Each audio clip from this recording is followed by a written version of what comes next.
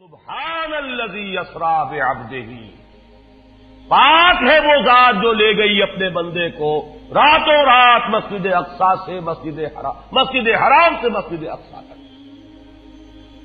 اگر یہ بات کسی انسان کی طرف منسوب ہوتی تو بات اور تھی، اگر یہ فعل حضور کی طرف منسوب ہوتا کہ حضور گئے تو بات اور تھی کہ میں آیا نہیں لایا گیا ہوں، حضور گئے نہیں لے جائے گئے ہیں، اور لے جانے والے وہ ذات ہے سبحان الذی اسری، وہ پاک ہے ہر عیب سے، ہر نقص سے، ہر ذوق سے، ہر کوتاہی سے، وہ منزہ ہے، اعلی ہے، عرفہ ہے، بالا تر ہے، لہذا اس کی قدرت سے یہ ہرگز بعید نہیں کہ وہ اپنے بندے کو راتوں رات مسجد حرام سے مسجد اقصی اور پھر مسجد اقصی سے سدرۃ المنتہا تک لے جائے اور واپس لے آئے اور پھر مسجد حرام میں پہنچا دے۔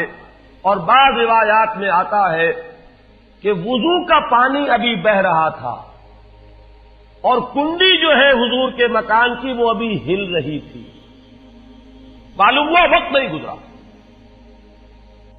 میں کچھ بیان کروں گا، میرے بیان کرنے میں کچھ کمی اور بیشی ہونے کا اندیشہ ہے۔ اگر ہم اتنے خوش قسمت ہیں کہ وہ واقعہ ہمارے پاس ایک مفصل حدیث کی شکل میں موجود، اور حدیث بھی دوسرے یا تیسرے طبقے کی کتابوں کی نہیں، متفق علیہ، جس میں روایتاً جیسا کہ میں نے عرض کیا جس کا پایا تقریباً قرآن کے برابر، اور اس حدیث کے راوی ہیں حضرت مالک ابن صعصعہ رضی اللہ تعالی عنہ۔ ان کے بارے میں ایک بات ہے بڑی اہم، وہ نوٹ کر لیجئے۔ یہ انصاری صحابی ہیں، ان میں سے نہیں ہے کہ جنہیں حدیثیں بیان کرنے کا کوئی زیادہ شوق رہا ہو، یہ غالباً واحد حدیث ہے جو انہوں نے بیان کی، اور انہیں اس سے نہایت شغف تھا، نہایت محبت کے ساتھ انہوں نے اس کو محفوظ کیا تھا، اس کے ایک ایک لفظ کی حفاظت کی تھی۔ چنانچہ بعض دوسرے وہ صحابہ بھی جنہوں نے خود حضور سے یہ بات سنی ہوئی تھی، اب ایک تو وہ خود براہ راست روایت کر رہے حضور سے کہ ہم نے سنا، حضرت انس ابن مالک رضی اللہ تعالی عنہ خود، لیکن وہ صحابہ بھی ان کی خدمت میں خاص طور پر حاضر ہو کر ان سے اس روایت کو سنتے تھے، اس لیے کہ اس روایت میں ان کا درجہ بہت بلند ہے، ان کو اس سے بہت شغف تھا۔ تو صحابہ جو براہ راست حضور سے سن چکے وہ بھی ان کے پاس جا کر خاص طور پر اس حدیث کو سنا کرتے تھے۔ چنانچہ یہ روایت جو متفق علیہ ہے، یہ امام بخاری جو اس کو لائے ہیں عن قتادہ عن انس بن مالک عن مالک ابن صعصعہ رضی اللہ تعالی عنہم، حضرت انس ابن مالک سے روایت موجود ہے مسلم شریف میں براہ راست ان سے، لیکن یہ اس روایت کو بیان کر رہے ہیں حضرت مالک ابن صعصعہ رضی اللہ تعالی عنہ کے حوالے سے۔ روایت کیا ہے؟ ان النبی صلی اللہ علیہ وسلم حدثہم عن لیلۃ اسری بہ۔ اب دیکھیے یہ مرفوع حدیث ہو گئی، حضرت صعصعہ بیان فرما رہے ہیں کہ نبی اکرم صلی اللہ علیہ وسلم نے خود ہمیں سنایا، وہ حالات و واقعات سنائے جو اس رات کو پیش آئے جس رات کے انہیں لے جایا گیا۔ قال بینما انا فی الحطیم وربما قال فی الفجر، حضور فرماتے ہیں کہ میں اسی اثنا میں کہ میں حتیم میں تھا، اور ایک دوسری روایت میں الفاظ حجر آئے ہیں، وہ بھی کہتے ہیں اسی حصے کو، مضطجعا میں لیٹا ہوا تھا، اذ اتانی آتن کہ اچانک میرے پاس ایک آنے والا آیا۔ یہ آنے والے کون ہیں؟ حضرت جبرائیل، یہ بعد میں واضح ہو جائے گا۔ فَاشْتَقَّ مَا بَيْنَ هَٰذِهِ إِلَىٰ هَٰذِهِ،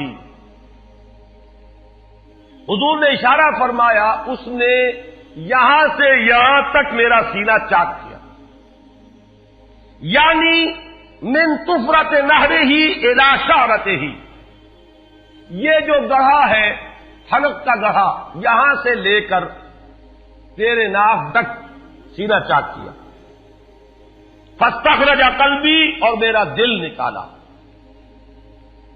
ثم اعطیت بطست من ذهب مملوء ایمانا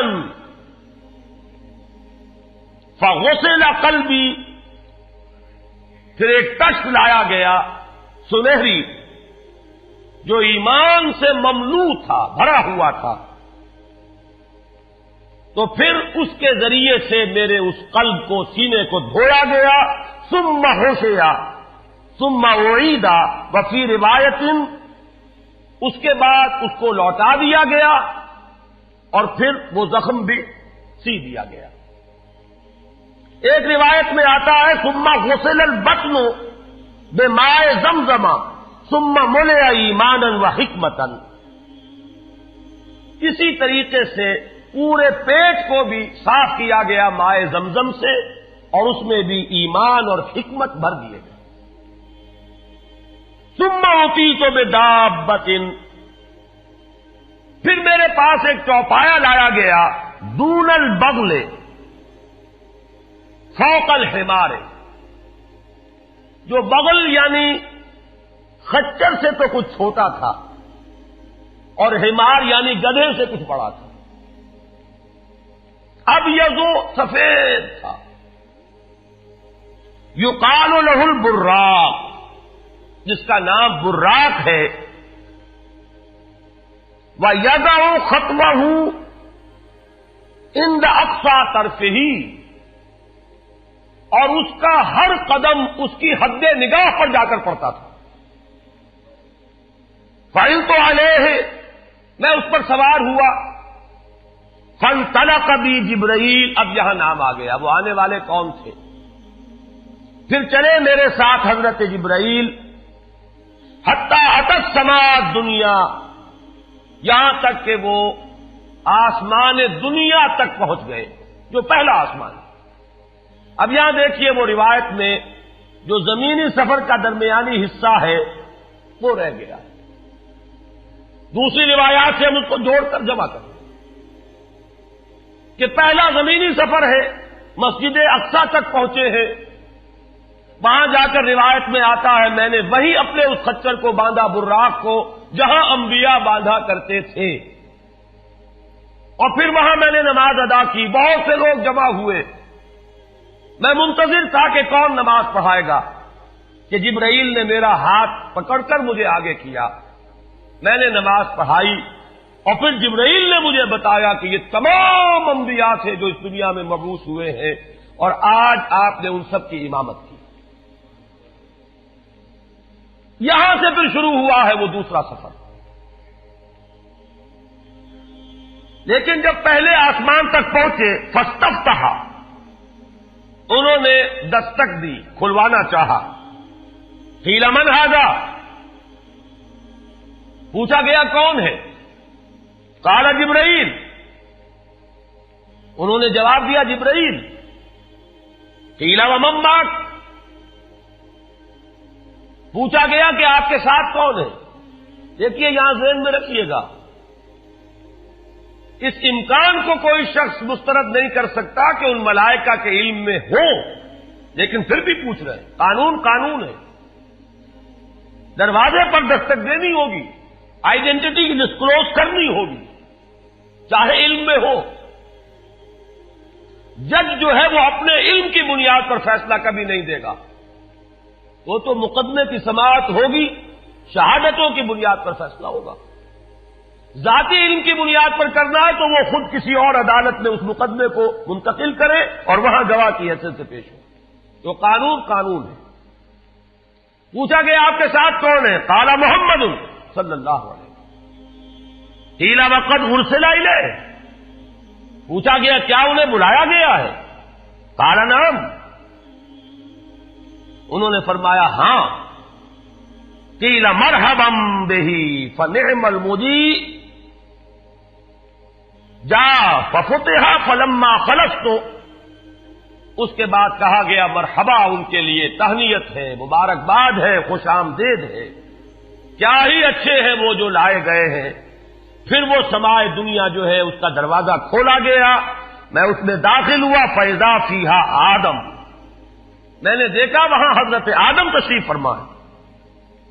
فقال ھذا ابوک، جبرائیل نے کہا یہ آپ کے جد امجد ہیں، فسلم علیہ، ان کو سلام کیجئے، فسلمت علیہ، میں نے انہیں سلام کہا، فرد السلام، انہوں نے سلام کا جواب دیا، ثم قال مرحبا بالابن الصالح والنبی الصالح، خوش آمدید ہے، مرحبا ہے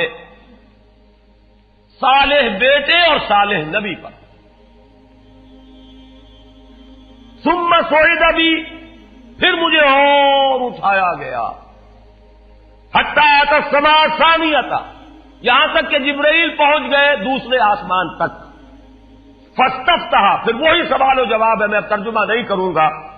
قیل من ھذا قال جبرائیل، قیل ومن معک قال محمد، قیل وقد ارسل الیہ قال نعم، قیل مرحبا بہ فنعم المجیء جاء ففتح فلما خلصت، جب یہ سارا اس کارروائی کے بعد داخل ہوئے ہیں دوسرے آسمان پر، فَإِذَا یحییٰ وعیسیٰ وَهُوَ ابْنَا خَالَةٍ، وہاں میں نے دیکھا کہ یحییٰ اور عیسیٰ ہیں اور یہ خالہ زاد بھائی ہیں۔ قال ھذا یحییٰ وھذا عیسیٰ فسلم علیہما، فسلمت فردا، ثم قال مرحبا بالاخ الصالح والنبی الصالح، انہوں نے بھی کہا خوش آمدید اور مرحبا ایک صالح بھائی اور صالح نبی کو، یہاں نوٹ کیجئے گا،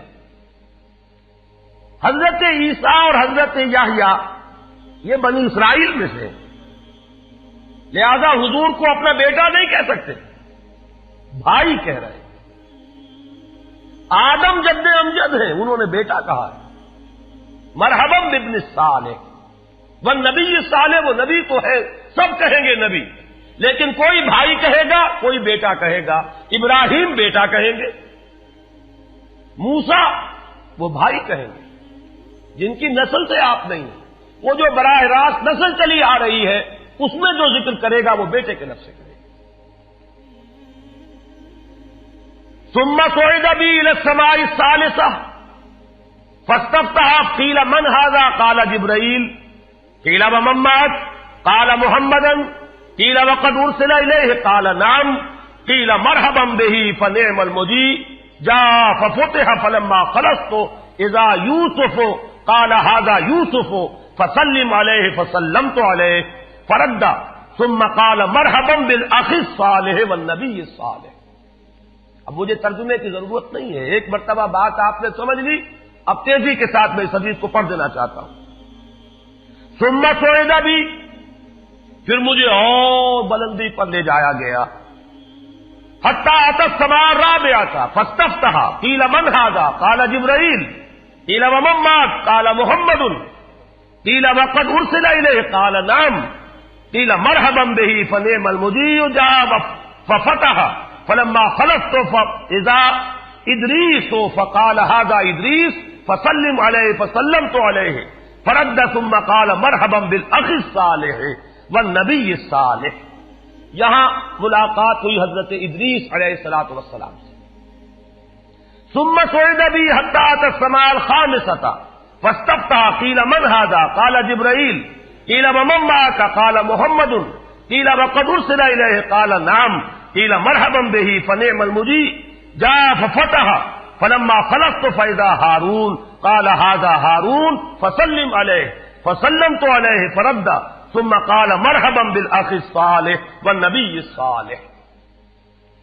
ثم صعد بی حتی اتی السماء السادسہ فاستفتح، قیل من ھذا قال جبرائیل، قیل ومن معک قال محمد، قیل وقد ارسل الیہ قال نعم، قیل مرحبا بہ فنعم المجیء جاء ففتح فلما خلصت فاذا موسیٰ قال ھذا موسیٰ فسلم علیہ، فسلمت علیہ، فرد ثم قال مرحبا بالاخ الصالح والنبی الصالح۔ چھٹے آسمان پر یہ حضرت موسیٰ سے ملاقات ہوئی. فلما جاوزت بتا، جب میں آگے بڑھا تو حضرت موسیٰ روئے. قیل ما یبکیک، ان سے پوچھا گیا کہ آپ کو کیا چیز رلا رہی ہے؟ قال ابکی لأن غلاما بعث بعدی، کہ مجھے اس بات پر رونا آ رہا ہے یہ نوجوان محمد صلی اللہ علیہ وسلم، یہ میرے بہت بعد ان کی بعثت ہوئی ہے. يدخل الجنت من امته اکثر ممن يدخلها من امتی، میرے بہت بعد آنے کے باوجود ان کی امت میں سے جنت میں داخل ہونے والوں کی تعداد میری امت کے مقابلے میں بہت زیادہ ہوگی. بہرحال اپنی امت کا خیال تو ہے، وہ شفقت جو نبی اور رسول کو اپنی امت پر ہونی چاہیے وہ ہے بتمام و کمال.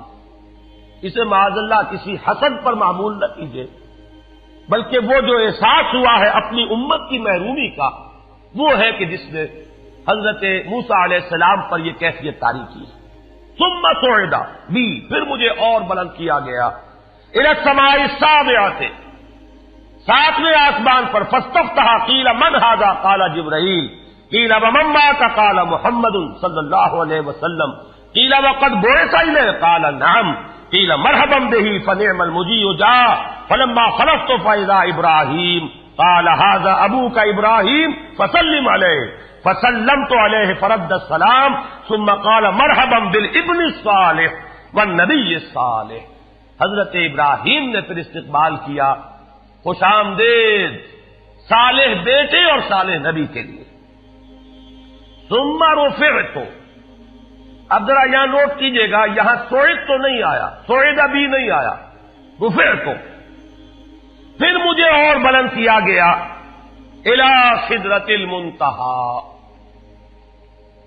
یہ سدرہ منتہا ہے جس کا ذکر ہے سورۃ النجم. اسی سدرۃ المنتہا کے پاس جنت ماوا ہے، وہ جس کا وعدہ کیا گیا ہے، جو ٹھکانہ بنے گی اللہ کے نیکوکار بندوں کا، جس میں وہ رہیں گا ہمیشہ ہمیش. فادخلوها خالدین، وہ بھی وہی ہے. پھر اٹھائے گئے حضور بیت المعمور تک. ثم اعطیت باناء من خمر واناء من لبن واناء من عسل. پھر میرے سامنے یہ بیت معمور کیا ہے یہ بھی جان لیجئے. یہ در حقیقت اس سماء سابعہ پر، ساتویں آسمان پر خانہ کعبہ کا اصل جو ہے اللہ کا گھر، جس کا یہ ظل اور سایہ اس دنیا میں ہے خانہ کعبہ، یہ ہے وہ بیت المعمور، جس کے بارے میں ایک اور روایت میں الفاظ یہ آئے ہیں، اس میں روزانہ 70,000 فرشتے داخل ہوتے ہیں، اور جو فرشتہ ایک مرتبہ داخل ہوا ہے آج تک اسے دوبارہ داخل ہونے کی نوبت نہیں آئی.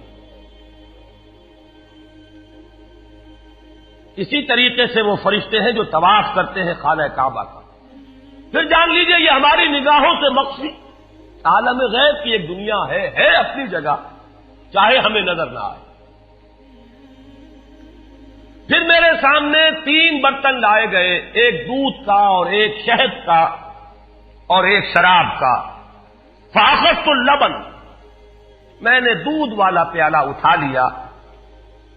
قال ہی الفطرہ، حضرت جبرائیل نے توثیق کی کہ یہ ہے اصل میں آپ کا انتخاب درست ہے، یہ فطرت ہے.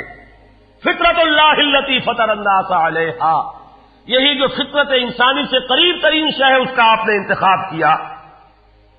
اتت انت علیہا و امتک، اسی فطرت پر اے محمد آپ بھی ہے اور آپ کی امت بھی ہے.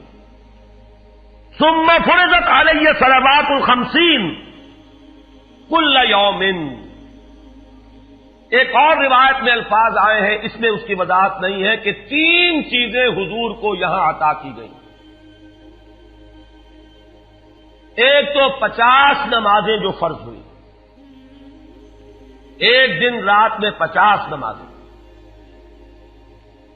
اور ایک سورہ بقرہ کی آخری 2 آیات جو تحفہ اللہ نے دیا محمد کو امت کے لیے صلی اللہ علیہ وسلم.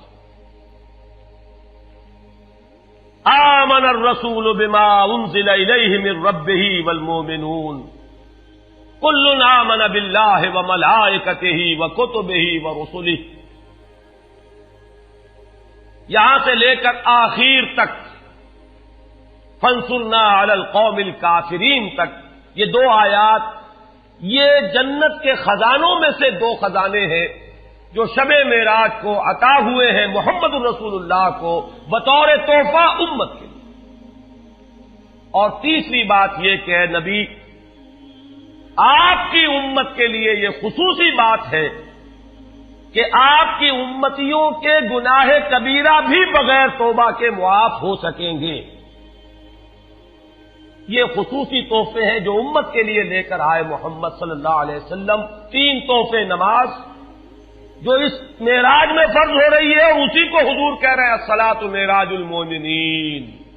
اہل ایمان کے لیے یہ بمنزلہ معراج ہے. اس میں پھر روایت میں تفصیل آ رہی ہے. واپس جب آئے ہیں حضرت موسیٰ سے ملاقات ہوئی اور انہوں نے یہ فرمایا کہ یہ 50 نمازیں بہت ہیں, مجھے تجربہ ہے,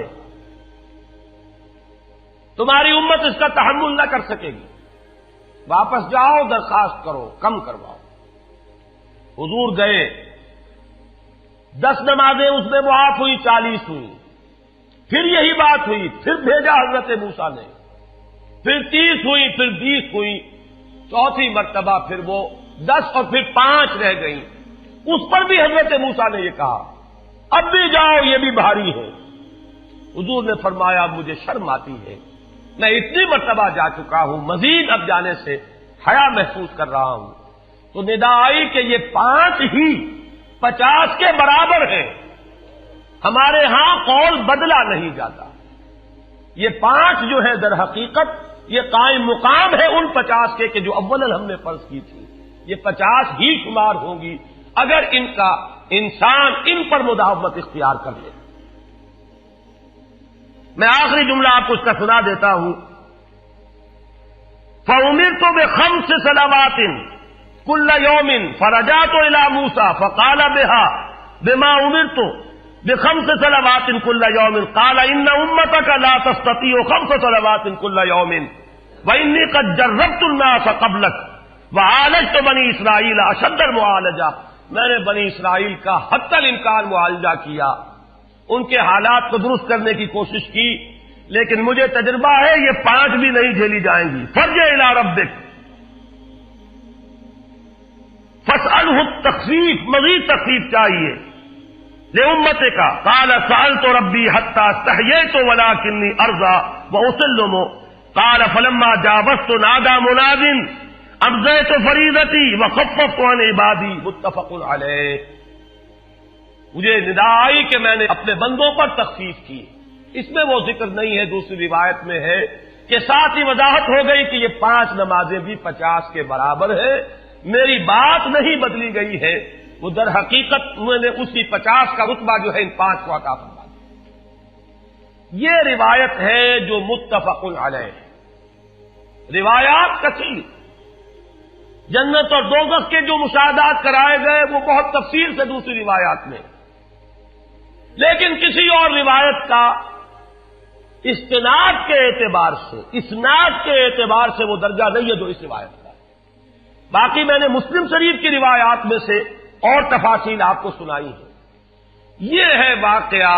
پھر حضور واپس آئے ہیں, وہیں بیت المسجد اقصی میں آئے ہیں, پھر واپس تشریف لائے ہیں, اور اس کا میں بیان کر چکا ہوں دوسری روایات میں کہ وقت بالکل نہیں گزرا, کہیں روک دیا گیا ہے, پوری کائنات کو کہیں تھام دیا گیا.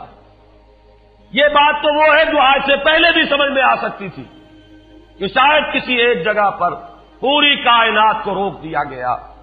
وقت بالکل نہیں گزرا کسی کے لیے. لیکن جیسا کہ میں نے عرض کیا, اس وقت تو یہ بھی سمجھ میں آتا ہے کہ سب کے لیے وقت گزر رہا ہو اور صرف محمد الرسول اللہ کے لیے نہ گزرے صلی اللہ علیہ وسلم. آج یہ بات بھی سمجھ میں آ سکتی ہے, لیکن یہ ہے کہ قرین قیاس وہی پہلی بات ہے.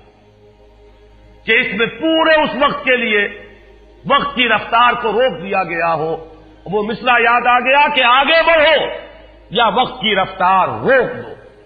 تو یہ وقت کی رفتار ہے جو محمد الرسول اللہ صلی اللہ علیہ وسلم کے لیے روک دی گئی۔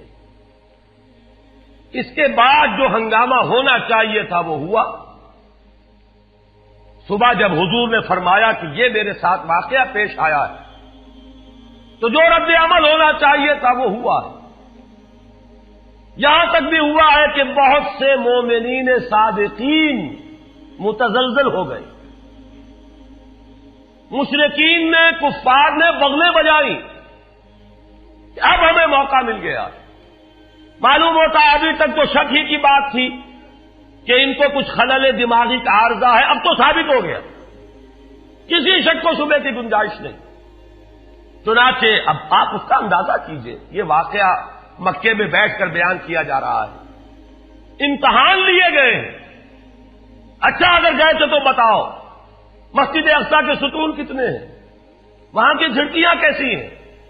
حضور فرماتے ہیں، ایک حدیث موجود ہے کہ میں گھبرا گیا، اس لیے کہ کس کو یاد رہتا ہے، مسجد اقصی میں جا کر حضور ستون تو نہیں گن رہے تھے، لیکن یہ کہ جب پوچھا جا رہا ہے تو مجمع میں تو ہو سکتا ہے کہ تالی پٹ جائے کہ اچانک اللہ تعالی نے میرے سامنے مسجد اقصی کو کر دیا، اب میں دیکھ کر بتا رہا ہوں اور لوگ دنگ ہو رہے ہیں۔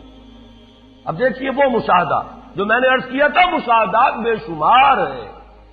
جنت سامنے لے آئی جاتی ہے اور آگ سامنے لے آئی جاتی ہے، جہنم سامنے لے آئی جاتی ہے، مسجد اقصی سامنے لے آئی گئی ہے، جن میں سے ہر سوال کا جواب حضور نے مشاہدے سے دیا۔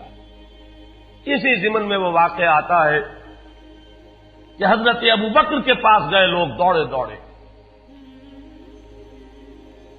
وہ یہ سمجھتے تھے کہ اگر یہ پالا ہم مار لیں تو پھر ہماری جیت ہے، ابوبکر کو اگر ہم متزلزل کر دیں تو پھر گویا کہ ہمارے لیے کوئی اور پرابلم نہ رہے گا۔ روایت میں آتا ہے حضرت ابوبکر نے بھی سن کر ایک دفعہ جھرجھری لی ہے، لیکن صرف ایک سوال کیا، کیا واقعی وہ یہ فرما رہے ہیں؟ لوگوں نے خوش ہو کر کہا، تالیاں بجائے، ہاں ہاں کہہ رہے ہیں، چلو ہم لے چلتے ہیں۔ انہوں نے سمجھا کہ ہمارا وار جو ہے کارگر ہوا ہے، واقعی کو تزلزل ہے، لیکن اگلا جواب ابوبکر کا یہ تھا، اگر وہ کہہ رہے ہیں تو 100% درست کہہ رہے ہیں۔ میں روزانہ یہ مانتا ہوں کہ فرشتہ آسمان سے ان کے پاس آتا ہے، تو اگر ایک مرتبہ انہیں آسمان پر لے جایا گیا تو یہ کون سی بعید ہے؟ یہ ہے وہ دن کہ جس کے بعد صدیق اکبر شمار ہوئے ہیں ابوبکر صدیق۔ حضرات، معراج النبی کے موضوع پر ڈاکٹر صاحب کی یہ تقریر اس کے بعد بھی چند منٹ جاری رہی تھی، لیکن چونکہ ہمارے پاس C90 کا کیسٹ ختم ہو چکا تھا، اس لیے اس کی ریکارڈنگ ہم نہیں کر سکے۔ بہرحال اسی پر اکتفا فرمائیے۔